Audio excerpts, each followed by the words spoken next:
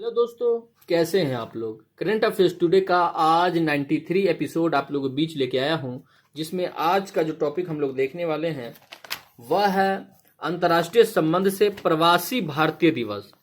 तो प्रवासी भारतीय दिवस यह क्यों मनाया जाता है और चर्चा में अभी क्यों है, और इसमें प्रमुख बिंदु क्या है, और इसके वर्गीकरण, अनिवासी भारतीय और भारतीय मूल के जो व्यक्ति है पीआईओ, ये सब क्या है, और प्रवासी भारतीयों का भौगोलिक प्रसार ये क्यों और कैसे, भारत की नरम कूटनीति के प्रमुख घटक हैं वह क्या क्या है, और इसके बाद देखेंगे कि चुनौतियां क्या है और सुझाव क्या दे सकते हैं इस टॉपिक में। तो इससे जो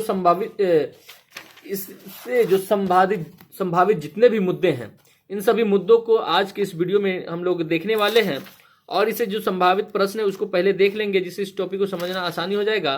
तो पहले देखते हैं कि चर्चा में क्यों है। तो हाल ही में मध्य प्रदेश के इंदौर शहर में 17वें प्रवासी भारतीय दिवस का आयोजन किया गया है। ठीक है, तो यह चर्चा में है और यह क्या है, ठीक है, इसके पीछे क्या कारण है कि प्रवासी भारतीय दिवस मनाने के पीछे। तो इससे संभावित जो प्रश्न है उसको देखते हैं, जिससे टॉपिक को समझना आसानी हो जाएगा।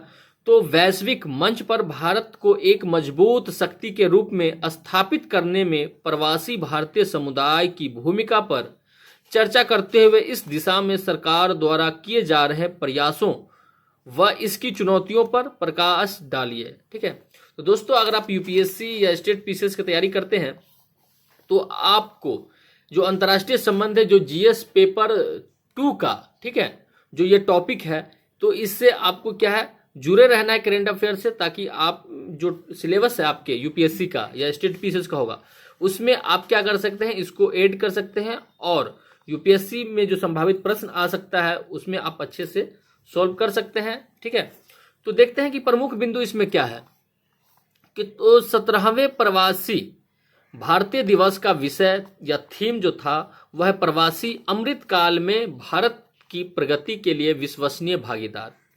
तो 17वें प्रवासी भारतीय दिवस जो मनाया गया है उसमें जो थीम है वह थीम था प्रवासी अमृतकाल में भारत की प्रगति के लिए विश्वसनीय भागीदार। ठीक है, तो प्रवासी भारतीय दिवस मनाने के पीछे क्या कारण है इसके बारे में देखते हैं। तो प्रवासी भारतीयों पर सांसद LM सिंघवी की अध्यक्षता में बनी एक उच्च स्तरीय समिति द्वारा वर्ष 2002 में सरकार को प्रवासी भारतीयों के साथ संबंधों को नवीनीकृत एवं मजबूत करने की सिफारिश की गई, जिसमें कि इसके बाद वर्ष 2003 में पहले प्रवासी भारतीय दिवस का आयोजन किया गया। उसके बाद है कि प्रवासी भारतीय दिवस का आयोजन प्रतिवर्ष 9 जनवरी को इसलिए किया जाता है क्योंकि इस तिथि को महात्मा गांधी वर्ष 1915 में दक्षिण अफ्रीका से भारत लौटे थे। ठीक है, उसके बाद है, तो आप समझ में आ गया होगा कि क्यों मनाते हैं, क्योंकि महात्मा गांधी जी ने ये दक्षिण अफ्रीका से कब लौटे थे, तो 1915 में 9 जनवरी को। ठीक है, उसके बाद है कि अंग्रेजी भाषा का डायस्पोरा जो होता है शब्द ग्रीक के डायस्पेरो से संबंधित है, जिसका अर्थ है फैलाव। ठीक है, डिस्पर्सन। तो ब्रिटिश शासन के दौरान गिरमिटिया व्यवस्था के तहत अंग्रेजों द्वारा पूर्वी प्रशांत और कैरिबियाई द्वीपों पर, ठीक है, ले जाए गए भारतीय मजदूरों के पहले जत्थे की तुलना में वर्तमान में प्रवासी भारतीयों की आबादी में कई गुना वृद्धि हुई है।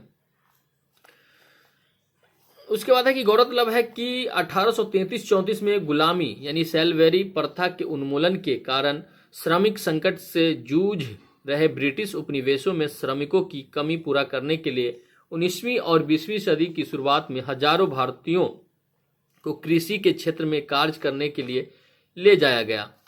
उसके बाद अगला पॉइंट है कि प्रवास की दूसरी लहर के हिस्से के रूप में लगभग 20 लाख भारतीय लोग कृषि श्रमिकों के रूप में सिंगापुर और मलेशिया गए।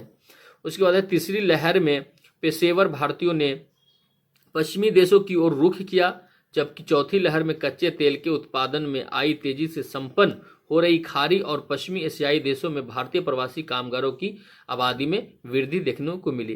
तो दोस्तों आप देख सकते हैं कि इन सब देशों में भारत की आबादी कितनी है। इन सभी ये जो डेटा है इनको भी देखेंगे इस वीडियो में, तो वीडियो में कंटिन्यू बने रहे। उसके बाद देखते हैं, तो आप लोग देख लिए कि क्या है कि प्रवासी भारतीय दिवस क्यों मनाया जाता है, इसके पीछे क्या कारण है। अब देखते हैं कि वर्गीकरण क्या है।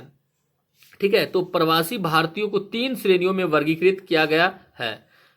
जैसे अनिवासी भारतीय, जिसे NRI के अंतर्गत रखा गया है, भारतीय मूल के व्यक्ति PIO के अंतर्गत रखा गया है, और भारत के विदेशी नागरिक OCI के अंतर्गत रखा गया है। ठीक है, तो देखते हैं कि अनिवासी भारतीय जो है NRI, तो अनिवासी भारतीय से ऐसे व्यक्ति से है जो भारत का नागरिक है या भारतीय मूल का व्यक्ति है, परंतु वह भारत का निवासी नहीं है।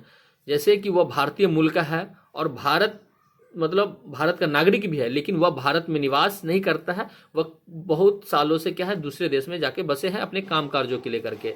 ठीक है, उसके बाद क्या है कि आयकर अधिनियम की धारा 6 के अनुसार एक व्यक्ति को भारत का निवासी माना जाता है यदि वह इनमें से किसी भी शर्त को पूरा करता है। तो उसके लिए NRI के लिए जो शर्त है वह शर्त क्या है, तो उसके पीछे देखते हैं क्या है कि यदि वह पिछले वर्ष के दौरान 182 दिनों या उससे अधिक वर्षों अधिक की अवधि के लिए भारत में रहा हो, या क्या है कि यदि वह पिछले वर्ष के दौरान 60 दिन या उससे अधिक की अवधि के लिए भारत में रहा हो और पिछले वर्ष के ठीक पहले के 4 वर्षों के दौरान 365 दिन या उससे अधिक भारत में रहा हो।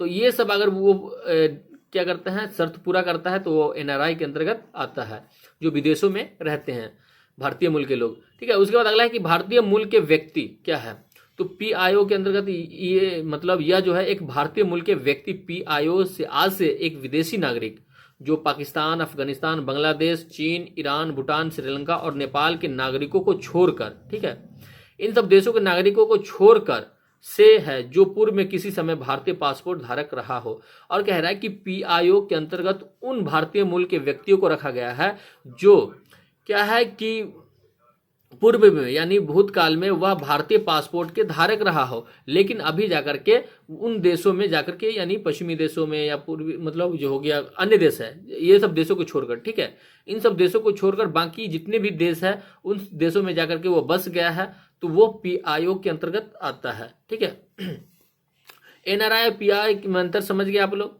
PIO जो है के अंतर्गत वो लोग हैं जो कभी भारतीय पासपोर्ट का वो धारक रहा हो, लेकिन अभी क्या है, अभी है नहीं। ठीक है, अभी वो जाके बसा हुआ है 2 साल, 4 साल, 5 साल, 10 साल से वो नहीं आया है, तो उनके वो PIO के अंतर्गत आता है। ठीक है, लेकिन NRI के अंतर्गत कौन आता है, जो भारतीय मूल का हो, भारत में रह रहा हो और भारत में पिछले वर्षों के दौरान 182 दिन में रहा हो, या यानी पिछले वर्ष के दौरान 60 दिन रहा हो, या 4 वर्षों में 365 दिन रहा हो, तो वो सब NRI के अंतर्गत आता है।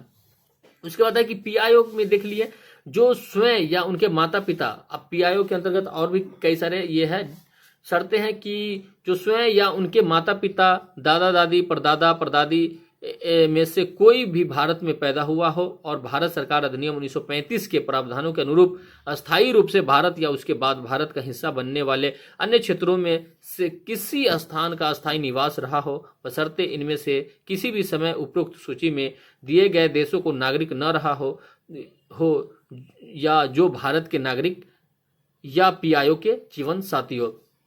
कह रहा है कि क्या है कि जो लोग अन्य देशों में रहते हैं, तो पाकिस्तान, अफगानिस्तान, बांग्लादेश, चीन, ईरान, भूटान, श्रीलंका और नेपाल इसलिए हटाया गया है क्योंकि इनमें भारत के अधिकांश के दादा दादी जो भी है उनके एक पुश्त वहां मिल ही जाएगा अन्य देशों में। ठीक है, तो इसलिए इसको हटा करके बाकी अन्य देश में अगर भारतीय मूल के व्यक्ति है वो रह रहा है, वो कभी भारत का पासपोर्ट धारक रहा हो, ठीक है, उसके दादा दादी, माता पिता, परदादा परदादी जो भारत में रहा हो, ठीक है, तो वो PIO के अंतर्गत आता है।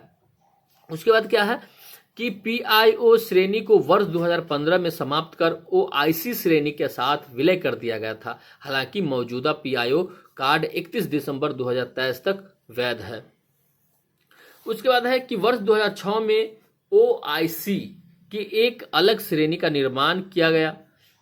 एक OIC कार्ड एक विदेशी नागरिक को दिया गया था जो 26 जनवरी 1950 को भारत का नागरिक होने के योग्य था, जो 26 जनवरी 1950 को या उसके बाद किसी भी समय भारत का नागरिक था या एक ऐसे क्षेत्र से संबंधित है जो 15 अगस्त 1947 के बाद भारत का हिस्सा बन गया। ऐसे व्यक्तियों के नाबालिग बच्चे भी पाकिस्तान या बांग्लादेश के नागरिकों को छोड़कर OCI कार्ड के लिए पात्र हैं। ठीक है, उसके बाद है कि प्रवासी भारतीयों का भौगोलिक प्रसार। तो विदेश मामलों की संसदीय समिति द्वारा अगस्त 2022 में प्रस्तुत एक रिपोर्ट के अनुसार 31 दिसंबर 2021 तक 4.7 करोड़ भारतीय विदेशों में रह रहे थे। अगला पॉइंट है कि छात्रों को छोड़कर कुल प्रवासी भारतीयों की संख्या लगभग 3.22 करोड़ है, जिसमें 1.87 करोड़ PIO और 1.35 करोड़ NRI में शामिल है। कह रहा है कि 31 दिसंबर 2021 के रिपोर्ट के अनुसार भारतीय जो लोग हैं वह लगभग 4.7 करोड़ जो है विदेशों में रहते हैं। ठीक है, उसके बाद क्या है कि जिसमें स्टूडेंट को अगर छोड़ दे तो सिर्फ जो प्रवासी भारतीयों की संख्या है, जो स्टूडेंट क्योंकि आ जाएगा वो, तो सिर्फ भारतीय जो विदेशों में रहता है, जो काम के क्षेत्र में या अन्य क्षेत्र में वहां जाके बस गए हैं, तो 3.22 करोड़ है, जिसमें से PIO के अंतर्गत 1.87 करोड़ है और NRI के अंतर्गत जो है 1.35 करोड़ लोग हैं। ठीक है, उसके बाद कह रहा है कि अंतर्राष्ट्रीय प्रवासन संगठन यानी संयुक्त राष्ट्र के तहत द्वारा तैयार विश्व प्रवासन रिपोर्ट के अनुसार दुनिया की सबसे बड़ी प्रवासी आबादी भारतीय मूल के लोग की है। इसके बाद मैक्सिको, रूसी और चीन का स्थान आता है। कह रहा है कि अंतर्राष्ट्रीय प्रवासन संगठन के अनुसार कह रहा है कि विश्व प्रवासन रिपोर्ट के अनुसार दुनिया के सबसे बड़ी जो प्रवासी आबादी है ना, यानी सबसे ज्यादा जो किसी देश का अगर विदेशों में लोग रहता है तो वो है भारत। ठीक है, यानी भारतीय मूल के लोग सबसे ज्यादा विदेशों में रहते हैं। उसके बाद कह रहा है कि वर्ष 2022 में सरकार द्वारा संसद में साझा किए गए आंकड़ों के अनुसार वे देश जहां 10 लाख से अधिक प्रवासी भारतीय रहते हैं उनमें संयुक्त राज्य अमेरिका है। यानी कह रहा है कि 2022 में संसद द्वारा एक साझा किए गए आंकड़े के अनुसार कह रहा है कि वे देश जहां 10 लाख से अधिक प्रवासी भारतीय रहते हैं। ठीक है, यानी वैसे देश जो देश में क्या है 10 लाख से अधिक भारतीय जो है प्रवासी वो रहते हैं, उनमें क्या है संयुक्त राज्य अमेरिका है जिसमें 44 लाख लोग रहते हैं भारत मूल के। संयुक्त अरब अमीरात है जिसमें 34 लाख लोग रहते हैं भारतीय मूल के। ठीक है, यूनाइटेड किंगडम 17.6 लाख, श्रीलंका में 16 लाख, दक्षिण अफ्रीका में 15.6 लाख, सऊदी अरब में 26 लाख, म्यांमार में 20 लाख, मलेशिया में 29.8 लाख, कुवैत में 10.2 लाख और कनाडा में 16.8 लाख शामिल है। ठीक है, तो देख सकते हैं कि भारतीय मूल के लोग विदेशों में जाकर कितने बसे हुए हैं।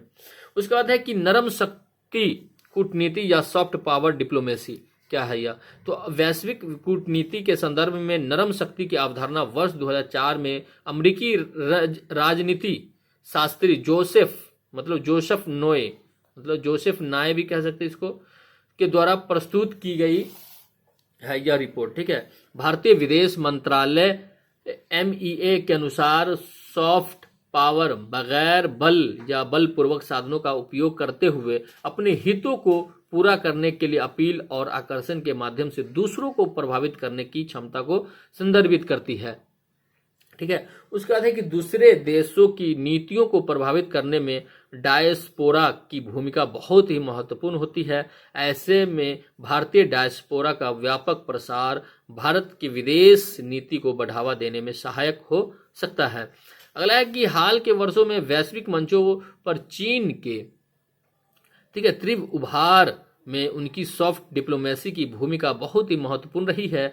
चीन कन्फ्यूशियस संस्थानों यानी वर्तमान में 450 से अधिक है और सॉफ्ट पावर के प्रचार प्रसार पर प्रति वर्ष लगभग $10 बिलियन जो है US डॉलर खर्च करता है, जबकि भारत की ICCR तथा अन्य एजेंसियों मिलकर लगभग 300 से 400 करोड़ खर्च करती है। तो देख सकते हैं कि चीन कितनी ज्यादा खर्च करती है। उसके बाद है कि भारत की नरम कूटनीति के प्रमुख घटक क्या है। ठीक है, तो धर्म एवं संस्कृति। तो विश्व के विभिन्न हिस्सों में भारत के संपर्क को मजबूत करने में धर्म एवं संस्कृति के प्रसार की भूमिका बहुत ही महत्वपूर्ण रही है। उदाहरण के लिए बौद्ध धर्म भारत से निकलकर चीन और उससे आगे के देशों तक फैला। हिंदू धर्म का प्रसार दक्षिण पूर्व एशिया में देखा गया, जबकि इस्लाम भारत को मध्य एशिया से जोड़ता है। अगला है कि भारत सरकार द्वारा संस्कृत भाषा के प्रसार के लिए वर्ष 2015 में बैंकॉक में आयोजित 16वें विश्व सांस्कृतिक सम्मेलन के दौरान वार्षिक विश्व सांस्कृतिक पुरस्कार की स्थापना की घोषणा की गई। यह पुरस्कार विदेशी विद्वानों को संस्कृत भाषा और साहित्य में अध्ययन, शिक्षण व शोध में उनके योगदान के लिए दिया जाता है। ठीक है। उसके बाद योग क्या है? योग तो योग भारत का सबसे सफल और लोकप्रिय सॉफ्ट पावर टूल हो सकता है। भारत 21 जून को अंतर्राष्ट्रीय योग दिवस के रूप में नामित करने के प्रस्ताव पर संयुक्त राष्ट्र महासभा में 175 सदस्य देशों को समर्थन हासिल करने में सफल रहा। वर्ष 2021 में विश्व के 6 महाद्वीपों पर 192 देशों के 251 शहरों में योग शिविर आयोजित किए गए थे। उसके बाद है कि सिनेमा भारत निर्मित फिल्मों की संख्या के मामले में विश्व का सबसे बड़ा फिल्म केंद्र है। ठीक है। सिनेमा में जो विश्व का सबसे बड़ा फिल्म जो केंद्र है वह भारत में है। मध्य पूर्व और उत्तर अफ्रीका से लेकर मध्य एशिया तक विश्व के सब बड़े हिस्से में भारतीय फिल्में और संगीत प्रचलित है। शिक्षा के क्षेत्र में देखेंगे तो भारत के विश्वविद्यालयों में नेपाल, भूटान, अफगानिस्तान और अफ्रीका समेत विकासशील देशों से बड़ी संख्या में छात्र शिक्षा ग्रहण करने के लिए आते हैं भारत में। ठीक है। और भारत द्वारा अफ्रीका, सार्क व अन्य देशों के छात्रों को भारत में पढ़ने के लिए विशेष वीजा के साथ स्कॉलरशिप भी प्रदान की जाती है। और भारत के द्वारा क्या है कि अफ्रीका के देशों के और सार्क के जो देश हैं, ठीक है, 7-8 देश, उसके अन्य देशों के छात्र जो है भारत में पढ़ने आते हैं तो उनको विशेष वीजा दिया जाता है और साथ में स्कॉलरशिप भी दिए जाते हैं। उसके बाद है कि स्वास्थ्य के क्षेत्र में है कि भारत को विश्व की फार्मेसी की संज्ञा भी दी जाती है।